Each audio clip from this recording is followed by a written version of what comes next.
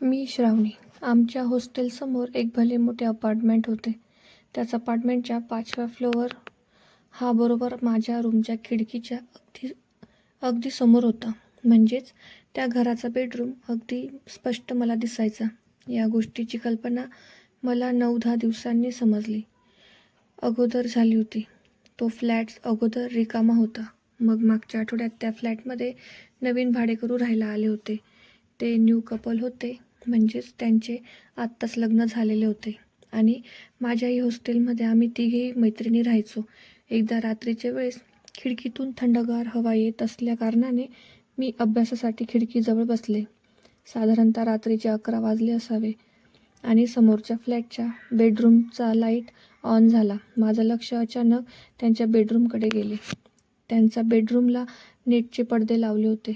Light सुरू असल्यामुळे रूमच्या आतील हालचाली सर्व मला दिसत होत्या. बेडरूममध्ये ते कपल पलंगावर बसले होते. त्यात बायको आणि तिचा नवरा होता. बाई नाईट ड्रेसवर आणि माणूस शॉर्ट्स पॅन्ट आणि टी शर्टवर होता. काही वेळ त्यांच्या गप्पा गोष्टी चालल्या. नंतर त्यांचा रूमचा लाईट ऑफ झाला आणि एक झिरो लाईट त्यांनी ऑन केला आणि मला त्यांच्या बेडमधले सगळे दिसत होते. त्यांच्या हालचाली मला स्पष्ट दिसत होत्या, पण चेहरा अस्पष्टच दिसत होता. काही वेळानंतर मलाही झोप लागल्यामुळे मी झोपली आणि त्या गोष्टी माझ्या मनातून निघाल्या. दुसऱ्या दिवशी सकाळी मी कॉलेजला आले. दुपारी कॉलेजला सर इतिहासाबद्दल शिकवत असताना बायनाकुलर म्हणजेच दुर्बिणीचा विषय निघाला. म्हणजे आपण दूरच्या वस्तू जवळ आणि जवळच्या वस्तू दूर पाहू शकतो. माझ्या डोक्यात रात्रीचा घडलेला प्रकार खटकला आणि मी त्यांच्यावर लक्ष केंद्रित केले. अशीच एक दुर्बीण आपण जर आपल्यासोबत ठेवली तर आपल्यालाही त्या फ्लॅटमध्ये होणाऱ्या हालचाली दिसतील. म्हणून मीही ऑनलाईन तशाच दुर्बिणीचा शोध घेऊ लागली.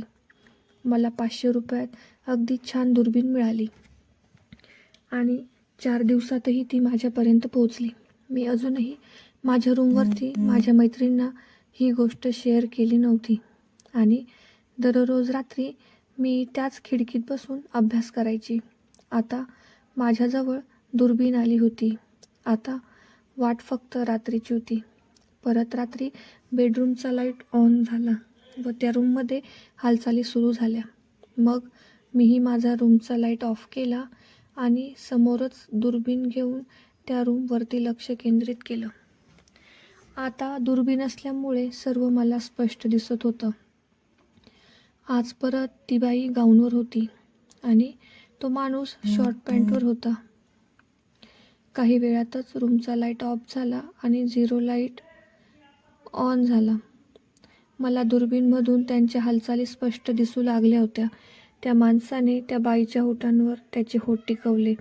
ती बाईही तिच्या नवऱ्यावर खूप प्रेम बरसवत होती. बायकोचे असे प्रेम मी अगोदर कधी पाहिले नव्हते. त्या दोघांच्या पाहिल्यानंतर माझी उत्सुकता अधिकच वाढू लागली होती. मलाही एक साथीदार हवा अशी माझी इच्छा म्हणू लागली होती. माझ्या मैत्रिणी झोपल्या होत्या. मी समोर असलेल्या यंग कपलच्या प्रेमाचे दृश्य माझ्या डोळ्यांनी पाहू लागले होते. काही वेळाने ते दोघेही आपले कपडे काढून प्रेमाने एकमेकांना सुखावत होते. तो तिच्या पाठीवरून हात फिरवत तिला त्याच्या भाऊपाशात घेत प्रेम करत होता. तिच्या गळ्याखालील उंचवटे एक एक करून तोंडात घेत होता. ती घामाने पूर्णपणे भिजली होती. त्यांचा प्रेमाचा वर्षाव सुरू होता आणि तो तिला सोडत नव्हता. हळूहळू खाली सरकत तो तिच्या केंद्रस्थानावर येऊन तोंडाने तिची भूक शांत करत होता आणि नंतर त्यानं त्याची मोठी मजबूत खेळणे बाहेर काढून केंद्रस्थानावर ठेवले आणि मागे पुढे करू लागला. ती ओरडत होती. तिचा आवाज बाहेर येत होता, पण तो थांबत नव्हता. असंच करत करत ती अखेर शांत झाली. आता त्या रूममध्ये कोणतीही हालचाल मला दिसत नव्हती. माझी ही व्याकुळता अधिकच वाढली होती. मलाही झोप लागत नव्हती. सतत तोच विचार डोक्यात वावरत होता. दुसऱ्या दिवशी सकाळी मी उशिरा उठली. कॉलेजला जायचं चित्त लागत नव्हते. तरी मैत्रीण म्हणाल्या, अगं श्रावणी, बरं वाटत नाही का तुला? माझं डोकं फार जड वाटतंय म्हणून इच्छा होत नाहीये कॉलेजला जायची. पण कोणत्या तोंडाने मी त्यांना खरं सांगू की मी रात्रभर जागरण केलंय असं? पूर्ण दिवसभर आराम केल्याने मलाही बरं वाटत होतं, पण अभ्यासातही माझं चित्त लागत नव्हतं. सतत तोच विचार आणि तेच समोरच्या फ्लॅटचे रात्रीचे चित्र डोळ्यासमोर वावरत होतं. कारण माझ्या आयुष्यात मी पहिल्यांदा पाहिलेले नवरा बायकोचे ते प्रेम होतं.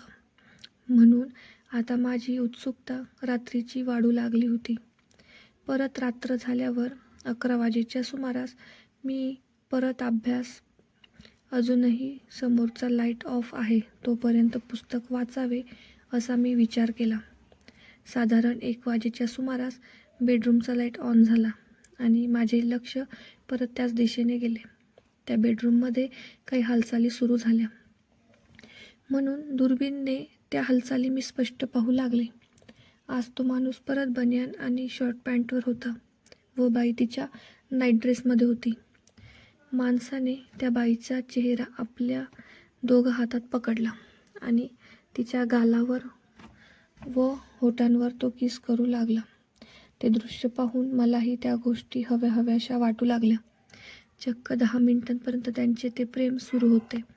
त्यानंतर माझ्या खांद्यावर कोणाच्या तरी हाताचा स्पर्श झाला व मी अचानक मागे वळून पाहिले. त्या ठिकाणी माझी मैत्रीण किरण माझ्या मागे उभी होती. तिने मला दुर्बीणसोबत पकडले होते आणि ती विचारू लागली की तू त्या दुर्बिणीने काय पाहत होतीस? अशा गोष्टी मी माझ्या मैत्रिणींना कोणत्या शब्दाने सांगू त्याची मला लाज वाटू लागली. मग लागलीच किरण माझ्या हातून दुर्बीण घेतली आणि समोरच्या फ्लॅटमध्ये असलेल्या त्या बेडरूमकडे तिने लक्ष केंद्रित केले. तीही पाहून शॉकच झाली. त्यावर किरण म्हणाली, श्रावणी, तू यासाठीच या खिडकीजवळ रात्री अभ्यासाला येते का? ते दृश्य पाहून किरणची उत्सुकता अधिकच वाढली होती. तिलाही त्या गोष्टी हव्याशा वाटू लागल्या. किरणने नंतर माझ्या खांद्यावरून हात माझ्या मांडीवर ठेवला. तिच्या हाताचा स्पर्श मला एखाद्या मनुष्यासारखा वाटू लागला. मला असे वाटत होते की माझ्यासमोर कोणीतरी मुलगा बसलेला असावा आणि मला ज्या गोष्टी हव्या आहेत त्या गोष्टींची तो मला पूर्तता करून देणार होता. आता रात्रीच्या 1 वाजले होते. त्यावर मी किरण आपण पाहिलेल्या गोष्टी कोणालाही शेअर न करायला सांगितले. माझ्या सांगण्यावरून किरण ही हो म्हणाली. आता दररोज आम्ही रात्रीची वाट पाहू लागलो होतो. पण तिकडे माझी तिसरी मैत्रीण निशा ही एकटीच हॉलमध्ये झोपायची. निशा झोपली की आम्ही दोघीही रात्री 12 वाजेला एकत्र येऊन त्या खिडकीजवळ गोळा व्हायचो आणि समोरच्या फ्लॅटमधील बेडरूममध्ये दिसणारे नवरा बायकोच्या प्रेमाचा आनंद घ्यायचो. आज माझ्या सोबतीला किरण होती. दररोज मी एकटीच त्या रूमचा आनंद घ्यायची. साधारणतः 11:30च्या दरम्यानच त्या रूमच्या हालचाली वाढू लागल्या. आता सर्वात अगोदर दुर्बीण किरणच्या हातात होती. नेहमी त्या नवरा बायकोचे प्रेम पाहिल्यावर तीही त्या गोष्टी करायला व्याकुळ झाली होती. काही मिनिटांनी दुर्बीण तिने माझ्याजवळ दिली. मीही आता त्याच दृश्य पाहण्यात मग्न झाली होती. किरण आता फार अस्वस्थ झाली होती. तिला कोणत्याही हालतमध्ये शांत व्हायचं होतं, कारण तिचाही हा पहिलाच अनुभव होता. रूमची लाईट ऑफ होती. माझं लक्ष समोरच्या बेडरूमवर होतं. अचानक किरणचा हात माझ्या पोटावर पडला. तिच्या हाताच्या स्पर्शामुळे माझी उत्सुकता ही चरमसीमेवर पोहोचली. मी दुर्बीण खाली ठेवून लक्ष किरणकडे केंद्रित केले. आता तिचा हात माझ्या पोटावरून मांडीवर आला होता. माझं अंग थरथरायला लागलं होतं. वेळ वाया न घालू देता मीही माझा हात किरणच्या चेहऱ्यावरून फिरवला.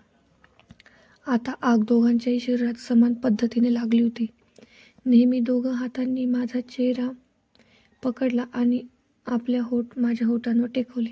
मीही किरणला भरपूर साथ देऊ लागली होती. आम्ही दोघांनी 10 मिनिटांपर्यंत एकमेकांच्या होठांचा रस चाखला. त्यानंतर आम्ही दोघेही अंगावरचे कपडे बाजूला टाकून एकमेकांना आपापल्या पद्धतीने शांत करू लागले. अर्धा तासानंतर आम्ही दोघी शांत झालो. आमच्या कार्यक्रमाची भनक आता निशालाही लागली होती. पण आमची वाट रोज रात्रीची आणि त्याच खिडकीजवळ एकत्र येऊन समोरच्या फ्लॅटमध्ये दुर्बीणने पाहण्याची होती. एके दिवशी रात्री मी व किरण समोरच्या फ्लॅटचा यंग कपलचा कार्यक्रम पाहिल्यानंतर आमचा कार्यक्रम सुरू होता. लांबूनच निशा आम्हाला दारातून उभे राहून पाहत होती. तिची इच्छा आमच्या जवळ येण्याची झाली, कारण आम्ही सर्व मैत्रिणी एकाच वयाच्या होतो, म्हणून इच्छाही सर्वांच्या जागृत होत्या. अशा प्रकारे समोरच्या फ्लॅटच्या प्रोग्राममुळे आम्हा तिघी मैत्रिणींच्या अंतरात्म्याला सुख मिळायचे. जोपर्यंत आम्ही हॉस्टेलमध्ये होतो तोपर्यंत आम्ही खूप मजा केली. आता हळूहळू समोरील फ्लॅटचे कार्यक्रम कमी झाले होते आणि आम्ही तिघींनीही बॉयफ्रेंड निवडून आपापल्या पद्धतीने मनाला शांत करून घेण्याचे ठरवले होते. स्टोरी आवडली असल्यास स्टोरीला लाईक करा आणि चॅनलला सबस्क्राईब करायला अजिबात विसरू नका. धन्यवाद. भेटूया पुन्हा अशाच एका नवीन स्टोरीमध्ये. धन्यवाद.